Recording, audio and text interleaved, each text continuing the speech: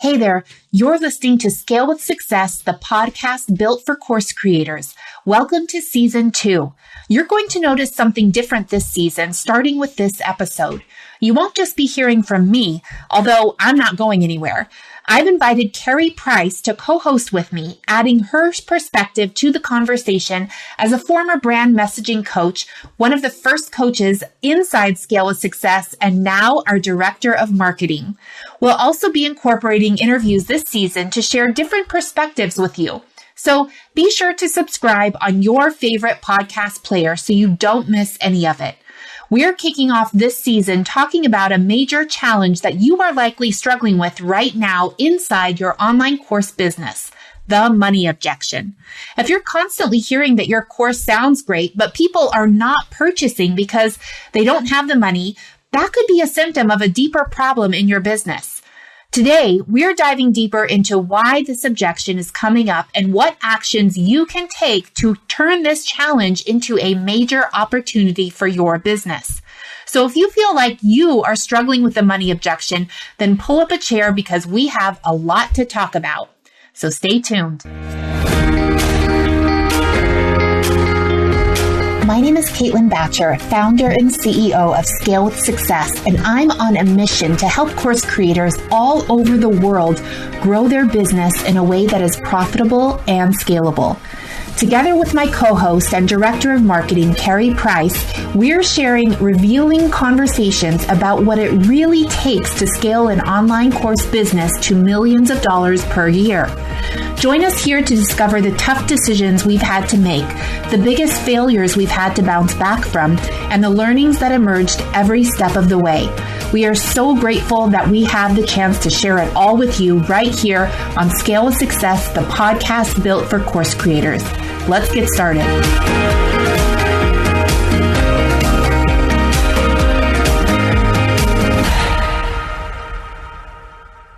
So today we're talking about what it really takes to package your course into a specific irresistible offer that will overcome objections and sell on autopilot. So here's how to know if your existing offer is standing in the way of scaling your online course business. So I don't know about you, Carrie, but one of the things that I notice that is kind of a symptom or a sign that someone's offer is a little bit off is that over and over again, people hear from their audience, from prospects that, hey, you know, your program sounds great, but now just isn't the right time for me to buy. Maybe it's because I'm either too busy to make this a priority, or maybe it's because I don't feel financially ready to invest. What about you? What are your thoughts on that? Oh, totally. I think we all can relate to that feeling where they're giving you all the indications that like, this sounds like exactly what I need, but then there's some excuse or some reason why now's not the right time, or they just can't afford it. Like, I think that's the excuse. Everybody hears that. I just can't afford it right now. Yeah. And like, first of all, I just want to be clear for those that are listening. Yes, there are some people that genuinely cannot afford the product that you're selling. We're not saying that those people don't exist, but what we are saying is that there are a fair number of people in your audience that are using that excuse that they don't have money, when what they really mean is that perhaps they don't understand the value of what it is that you are selling, right? Like, because I know if we did a poll like right here, right now, and said like, for everyone listening, how many of you have ever heard the excuse, well, I would love to buy your course, sounds awesome, but it's just too much money, right? Yeah. And I think it's because it's relative too. Like, we value different things differently. Like, this is an example that I talk to people a lot about. This is gonna sound weird, but like, I remember, and still to this day, if I buy a 2 liter of soda in the store, I feel like $1 is too much. Like, if it's over $1, I'm like, oh my gosh, that's really expensive for a 2 liter of soda. But you'll spend $2.79 to get a medium soda when you get takeout, and that doesn't feel like it's too much. So we see the value of the thing that we want at the time we need it. And it's about making sure people understand that. Yeah. So I remember when I was selling my Facebook group course way back in the day, and I had my great big Facebook group. And I remember I would see this, I don't want to say her name, but I would see this one person, and she was constantly posting in my free group the same kinds of questions over and over and over again. And it would drive me absolutely bonkers, not because they were bad questions to ask. They were great questions to ask, but it would drive me bonkers because the course that I was selling was specifically designed to solve all of those problems. And I had messaged her before and said, hey, like, this is actually, a product that I sell that I think could really help you. And I remember distinctly her saying, you know what? I actually don't think that product is right for me. I saw the webinar, but I don't think it's right for me. And in that moment, I just thought, okay, something is up. Something is off. I need to go back and kind of look at this webinar and see what the heck is going on. Because she was literally like, it would have been one thing if she had said, you know what? No, it's just not right for me. And I could tell by the questions she was asking that she was actually not a right fit. But no, the questions that she was asking, all the things that she was kind of struggling with were exactly the things that my course could help her solve. Yeah, isn't that funny? And it kills you to see that. It kills you to know you have an answer to the struggle that they have. And you're like, I don't know how to make this any more clear. Like, that's exactly what I do. I can help you solve that so you don't have to struggle with that anymore. That's the hardest thing to feel as a course creator. Yeah, 100%. So if that's you, if you're someone who has ever had the experience of someone saying, you know what, now's just not the right time to buy because I don't have the funds, or now's not the right time for me to buy because I'm just really busy. If that's you, I really want for you to keep listening. Because what we're about to dive into is some popular mistakes to avoid when it comes to improving your offer, right? Because a lot of you listening are probably just like me back in the day when I had that realization moment of, oh my gosh, this one person in my free Facebook group is perfect for my course. She has seen my webinar and she doesn't get it. She doesn't understand how this course could really help give her the results that she wants. And so if you're just like me, and if you're listening, I want to make sure that we cover some common mistakes. These are really popular mistakes that I see people make time and time again. And so I want to kind of go over those to make sure that if you are doing these things, you can stop doing them. And if you're thinking of doing those things, don't do them. Are you ready to dig in, Carrie?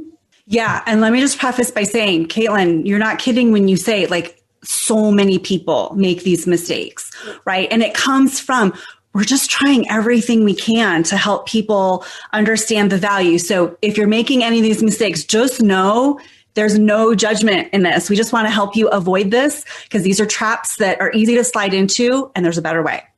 Yeah. And also believe it when I tell you I have made every single one of these mistakes. And I'm sure you have too, Carrie. 100%. That's why I'm like, no judgment. We all do it. Yeah, totally. So the first mistake that we really want you to avoid is we don't want you to lower your price so more people will buy. Now, I get it. I totally understand how triggering it can be if, someone watches your webinar and then they email in, they're like, you know what, this was just too expensive. Like, I would love to buy, but it's just too much money. I totally get how, because we're entrepreneurs, because we're course creators and we love to solve problems, we're thinking to ourselves, oh, the price is too high. Okay, great. Next time I will lower the price. Problem solved. Well, not so fast.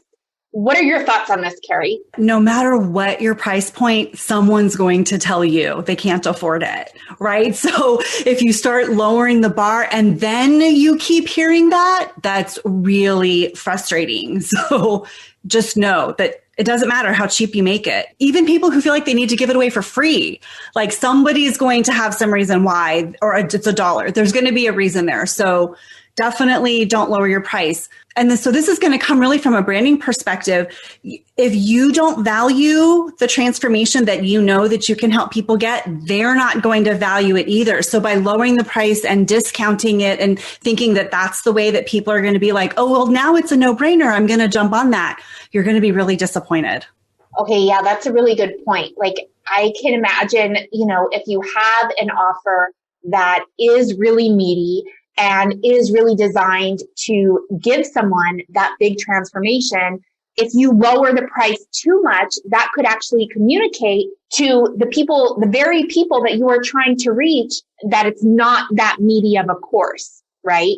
You could actually underprice yourself, and that could make someone value it less.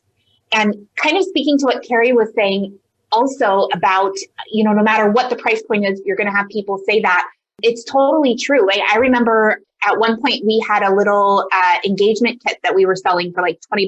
And we would have the same thing. Like people would email in, they'd ask us a bunch of questions that, well, like $20 is a lot of money for me. I want to make sure, whatever. And, the reality is that if they weren't clear on whether or not that product was for them, that's not really a money issue. It's a me issue, because I didn't adequately, hit their specific pain points, not to make them be in pain, but to make them aware of kind of what their problems were and how my specific product could actually help them solve those problems. Yeah, definitely. It's so hard to, when you're in it and you're in that position, it's so hard to see that. And so again, for those of you who feel like this is where you're at or where you're leaning towards, this is totally normal, because we feel like we're responding to what our audience is telling us. Our audience says, oh, if it were cheaper, then I could afford it.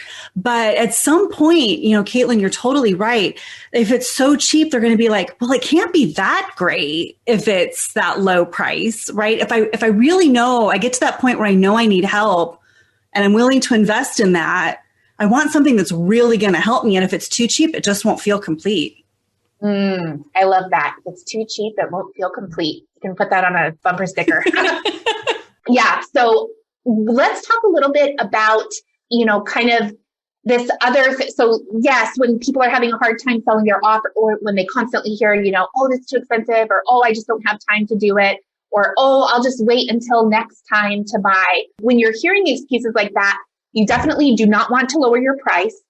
Another thing that you don't want to start doing is adding a bunch of extra stuff to it. Now, when I'm talking about extra stuff, what I mean is extra lessons, extra bonuses, extra one-on-one calls.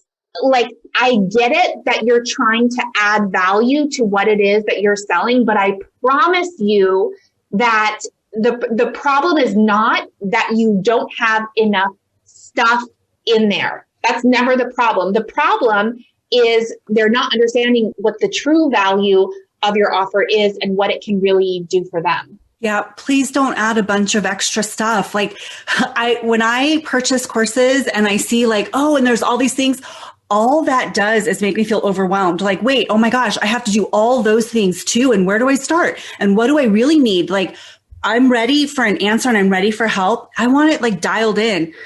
I can go get more information elsewhere. I'm looking for somebody that knows how to weed through all of that for me and give me the things that are going to get me transformation the fastest. Yeah, 100%. And like, even like, that's something that I know we work on with our Scale with Success clients is, we have a really specific methodology for actually determining what the bonuses are, what needs to be included inside your course. We are all about streamlining and not just creating a bunch of, to be honest, kind of confusion, right? Because I don't know if you've ever been on like a webinar before and they're like, and there's this, and there's this, and there's that. And you're just like, what? Like, I don't even remember why I signed up for this webinar. What am I even doing here? And so we've spent a lot of time and effort on really honing that process. And it's always so funny when our clients go through it and then they're like, oh, now I get it. Now I see why nobody cared about da, da, da, da, da. So yeah, it's funny. Sometimes more is not more. More is not more. More can be overwhelming, right? Like, think about no matter what it is you want help with, eating healthier, right? When I hired a nutrition coach to help me, I wanted her to tell me like, here's the guidelines to work within, not here's 500 different ways that you could do it. And so pick what you want. Like, that's not what I'm paying her for. I'm paying for her to narrow down the choices so I could get results faster. Exactly. Like, show me the simplest fastest way to do it. That's what I care about. I don't want to do a bunch of extra stuff. I want to do the bare minimum to get results. Totally want to do the bare minimum to get results. Yes. Yeah. So what happens, I don't know, you probably see this in our program too, Carrie, where sometimes people start out and they kind of feel like, well, you know what? I haven't had any luck selling this course before. And so I think the real problem is that, my niche just isn't the right niche. Or maybe I need to start targeting different people. Or maybe the topic of my course just nobody cares about. Maybe there are only 5 people in the world that, care about my Instagram marketing course. And after that, I've just totally tapped out my audience. Maybe that's the case. What do you think about that? Yeah, this one, I know it's so common for people. Now, let me just caveat this by saying, I am a firm believer in getting really clear on your niche. And sometimes that means that you need to change your niche. But really what it usually means is that you need to narrow and get more specific instead of completely changing. So I think sometimes people think oh, well, I'm told I've got a niche, I've got to be specific, but they take that to make a right turn and completely change what they've been doing. And really it's more about fine tuning. And so yes, you might be encouraged or, you might be thinking about, oh, I need to change a niche, but think of it in terms of getting narrow. What that allows you to do is speak more specifically to an audience where then they're like, oh my gosh, she really gets me. You're in my head. You know exactly what's happening, but it doesn't mean this niche, this group of people must not need the thing anymore. You just haven't found the right way to talk to them yet. Yeah, I totally agree. And there's something that you said that really stood out to me was, about it's really about fine tuning your message and getting more targeted in the people that you're trying to reach. It doesn't mean that you need to choose an entirely different audience, right? If you've been marketing your product to dentists all this time, it doesn't mean that all of a sudden you need to start marketing your product to teachers. What that means is that maybe you need to get a little more targeted. Maybe you want to target dentists that have a general practice, or maybe you want to target orthodontists, or maybe you want to target dentists that have their own practice, or dentists that work for someone else. So there's a lot of different ways that you can really optimize your niche, but it's very rare. I'm trying to think right now, has there ever been a client where I've literally told them that is the wrong niche? You need to totally change it. I can't think of a specific example where you're like, this is never going to work. You need to think about doing something different, because no matter what you're into, there's billions of people on the planet. There are plenty of people that need help with that thing, no matter how insignificant it feels to you. In fact, it might feel insignificant to you because you're an expert in that, because you already know how to solve the problem. And there are so many people, they wouldn't even know where to start, but they have an interest. So don't give up on them, and don't change a niche and have to start all over. That's a lot of work. Yeah, that's just it. And it's kind of it's solving the wrong problem. The problem is not that you have the wrong niche. The problem is that you don't know how to effectively communicate the value of what you're selling. So let's talk about some of the things that we want to make sure that you do in order to really improve your offer and enroll more students. What's kind of one of the more important things that you can think of right now, Carrie? Yeah. So for me, it's always going to come down to clarifying your offer, knowing how to talk about your program. And this will be a whole nother topic for another day, but your offer is not the same as your course. Your offer is really, how do you speak about it in a way that gets your audience super excited? That's totally near and dear to my heart. I'm all about messaging, Caitlin, you know that. And it's also like the very first thing we help all of our clients do in the program. And what I really love is watching all of their wins and their aha moments and the clarity. Like you were sharing earlier, how even getting clear on how to determine your bonuses, people are like, oh my gosh, like it's seemingly so simple, but it's so powerful in shifting everything you do and how you market your course. Yeah, I think just, again, this whole thing of like, you do not have to start from scratch, right? Look at your existing content that is inside of your course. How can you really streamline that so that it's in alignment with a really clear, specific promise?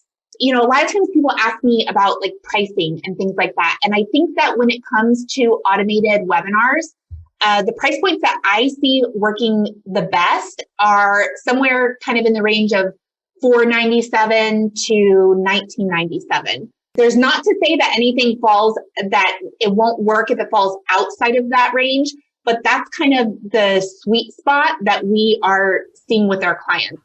I mean, I will tell you that like yesterday in the Facebook group, someone was like, I sell a $2,500 offer, and this has been working great. And that's awesome. But there's always outliers. But I think that kind of price point, especially if you're selling something that solves a very specific problem, I think that works really well. Yeah. And it's interesting. You talk about like the higher price point, like how that is an outlier and it could work. I think what I see a lot or hear a lot is people being really nervous to raise their price to $497. And I think it comes back to what we were talking about earlier. Like, oh, they're afraid my market, my niche, they can't afford that for whatever reason. So it needs to be lower. But when you have confidence that you can get people transformation and that you're communicating it in that way, people will pay to get results. And if you've got that packaged in such a way that it's really clear to your audience, there's no reason why you can't get it to $497. It might not be right away.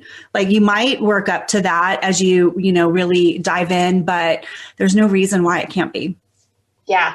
I mean, I can think of one of our clients in particular. Right now, she's selling her course for $997. But when she started working with us 2 years ago, she was selling her course for $197. Now, did she all of a sudden start selling it for $997? No, she didn't, right? And we're not suggesting that that's something that, we think you should be doing. She took baby steps towards it, right? And was able to find a pace that was right for her. And of course, over time, she was improving her product, helping her clients get even better results. And so it was a gradual thing. She didn't overnight just all of a sudden decide, oh, I'm just going to, raise my price from $197 to $997. I don't think that would ever be like a good strategy, but it just kind of goes to show. And I remember her specifically, here's someone who said, my audience can't afford it. There's no way that my audience would pay $997 for a course, because I'm even looking at my competitors and they're charging less than $197. They're charging less than me. Why in the world would I charge more than that? And, this is someone, like I said, like we started working with her over 2 years ago. And right now she's like, I think last year was her first $1 million year. She did it amazingly well. But like, it takes time. It's not something that you just like all of a sudden, decide to do. Yeah. And I think that methodical approach to like working up to that, it's really a great example of just what we help all of our clients think about in terms of, because I remember watching her journey as she's grown, right? And she was really uncomfortable. It's like, okay, well, let's test it. Let's raise the price a little bit and let's see what happens to your metrics. And she's like, oh, wait, I'm still converting. And now I'm more profitable. Okay, let's raise it a little bit more. And what happens to my metrics? And so I think that helped her like gain confidence in her own decision making in raising that price and getting it to the point and letting her audience prove like we really want this and we're willing to pay for it. Yeah. And I think in doing that too, you really have to be clear on what are those internal obstacles that your audience is facing when it comes to making the decision to buy, right? Because it's like some people have this idea in their head that they're like, oh, I'm just going to raise the price and everything's going to be exactly the same. No, like you can raise the price, but your marketing also has to improve to make sure that you are doing a better job of, overcoming those objections. And in order to overcome those objections, it's really important that you begin to investigate the real reason people aren't buying. It's not always, we talked about this earlier, in some cases it is money, but in the majority of cases, it is not just money and it's not just time. And so it's really important that, you get people on the phone, you ask the right questions to really kind of tease out, well, what is really going on here, right? Like, what is the real reason? I understand that you're saying it's, it's the price, but, we also know that if I offered to, sell you a Lamborghini today for, $100, that you would totally pay, or $1,000 or $997, you would find the money and do it, because then you knew that you could go ahead and resell it and get the value for that. So what's really going on here? Yeah. And I love what you said, Caitlin, you've got to get on the phone and talk to people about it, because we make assumptions what we think the objections are, or the reasons for buying or not buying are. And that's what we talk about. And then we wonder why, they don't see it. They're not getting it. It's not till you speak to them specifically and you know how to draw that out and you get the real reasons and you're like, I don't think I would have thought that was it. But if I start speaking to that, does that resonate with people? And again, then as they're, interacting with you in your marketing and they watch your webinar, the whole time they're like, whoa, you're totally in my head. How did you do that? Because you really understand your audience in a way that they're like, you must be the expert that can help me, because you really get the problem. You really get what I'm concerned about. And you're showing me that you can help me fix that. Okay, I'm in.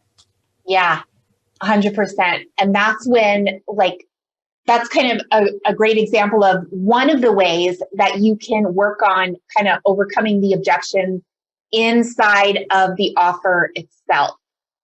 That's kind of a little advanced strategy. We kind of save that for our clients a bit, but it is, once you're when you really think about what it takes to create an offer that is irresistible to the right people, because we're not talking about enrolling people that are not a good fit for your offer, right? But when creating an irresistible offer that someone who is the perfect fit, who could really benefit from that product that you're selling, being able to craft the offer in a way that overcomes that prospect's objections inside of the offer itself, that's when it becomes truly irresistible.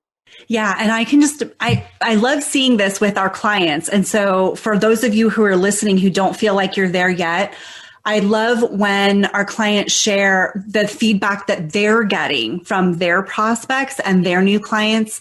They're like, wow, this was a no-brainer. You laid it out. I knew exactly, why I needed this and that you could help me solve that problem. It completely changes the dynamic. And it's one of the things I love most is just watching this for our own clients. Yeah, I love it too. So I'd love to know your biggest challenge when it comes to creating an irresistible offer that people just can't wait to dig into. So send me a DM on Instagram and let us know. Talk soon. Are you ready to scale your online course business so you can impact the lives of more people and create real change in the world? Join us inside our signature program, Scale with Success, where you'll get the content, coaching, and community you need to successfully implement our proven process to help you scale, so you can start reaping the rewards of running a highly profitable online course business. Scale with Success is a multi-year group coaching experience built for online course creators who are ready to scale their business to and through $1 million with certainty as a result of having the right support at the right time. What are you waiting for? Click over to scalewithsuccess.com and apply now.